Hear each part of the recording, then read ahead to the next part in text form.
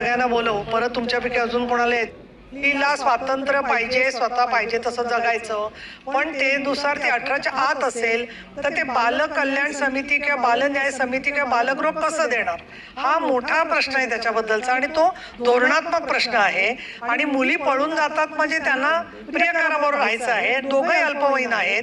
अशा वेळेला आदित्यतेच्या जागी कोणी असेल तरी सुद्धा कायद्याच्या चौकटीत काम करावं लागेल. एक दुसरं, खाजगी बालगृहाच्या मध्ये त्यांचं गैरवर्तन असेल, चुकीचं वर्तन असेल त्याच्यावर आपण कारवाई जरूर करू.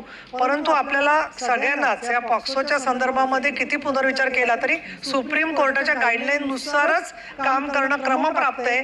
परंतु ज्या वेळेला अनेक सोर्सेस मधून आलेल्या मुली एकत्र राहतात तर त्याच्यात एखाद्या समुपदेशनाचा काळ वेगवेगळा केला, त्यांना सेग्रिगेट केलं आणि समुपदेशन केलं तर एखाद्यास अशा पद्धतीने वाद करून पळून जायला लावणारे सुद्धा दलाल बाहेर असतात. ही वस्तुस्थिती आहे या सगळ्याबद्दल. तर आपण बैठकीमधले जे मुद्दे असतील ते घेऊन नाही तर चौथ्या महिला धोरणाच्या माध्यमातून याला अंमलबजावणी करणारी यंत्रणा आपण सक्षम करूया. आपण पुढच्या आता विधेयकाकडे जाऊया. धन्यवाद.